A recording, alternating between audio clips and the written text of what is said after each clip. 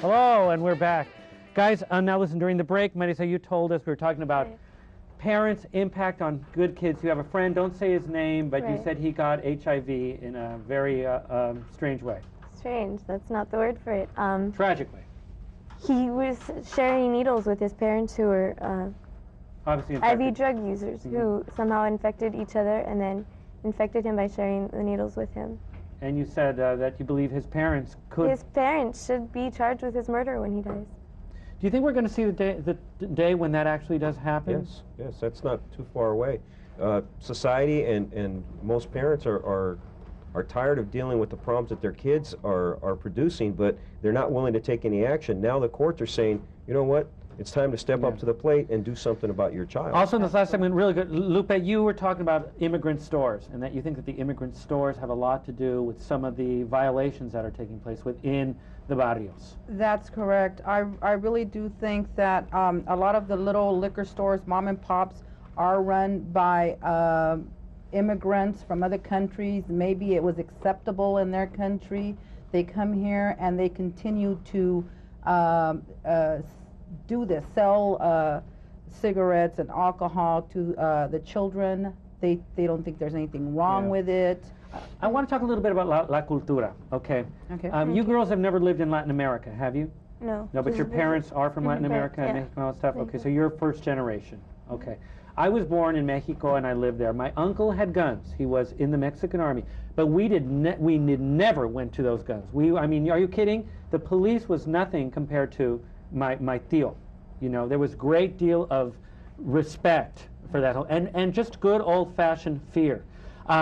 Lupe, you've said that sometimes you think that la cultura has a negative impact on the problem between teens and parents. Can you expound on that? Well, I think that what happens is that a lot of the children that are born here that have parents from different countries learn English. The parent doesn't learn English, so the parent doesn't really know what the child is up to. The parent doesn't know what the child is listening to or watching.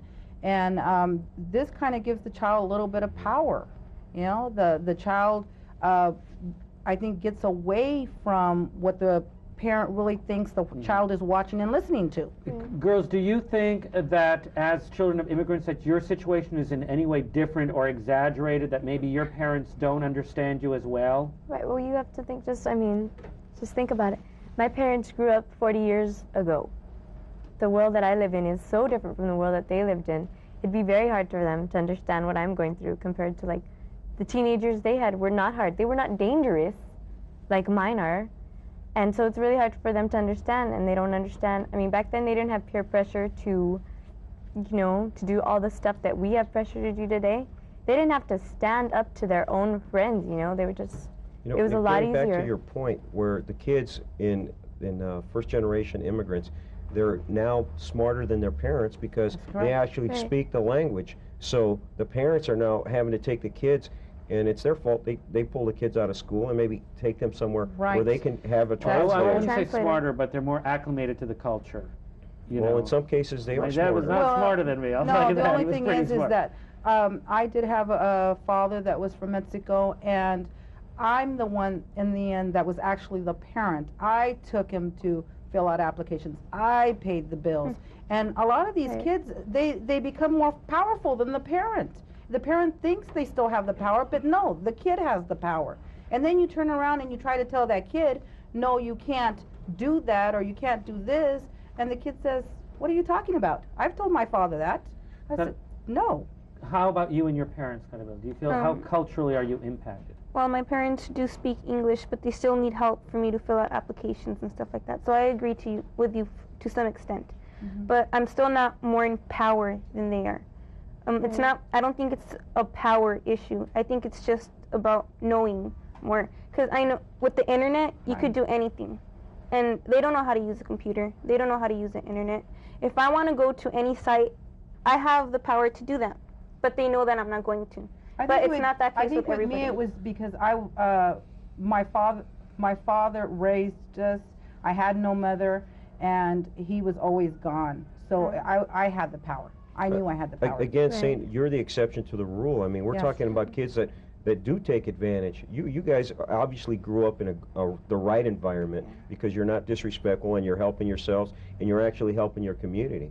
But we're talking about kids that she and I come in contact with that are very unactive. You're not the typical kids we see on Cops. Exactly. We're not the 12-year-olds. Which unfortunately are the kids that get all the press, you know. Yeah. You know, we did a show on Generation X. You guys are called Generation Y. Right. How do you think your generation is going to be doing in about 10 years, guys? We're going to do very well. You think Technology generation. You think technology is the answer, guys? I think they're going to do well. They're the future. We're going to be filling out application forms to work for Marissa and Cloudeville. Perhaps. Listen, I want to thank you all for joining us, and please join us next week on Cafe California. I want to continue our discussion about, you said, Marissa, that you felt that the parents at CALIF, I'm sorry, who said that they felt that at Columbine that the parents were responsible? Oh, I did. Please tell us, why do you think? No, I said that the teenagers were just looking for attention from school, that the parents didn't have anything. The parents didn't have anything to do with it, even though they had guns. Well, I actually thought the parents in this case did have something to do with it because I cannot believe that they didn't know that their children were having guns in their room. I mean, I go into my kids' room and see what they have in their room. Why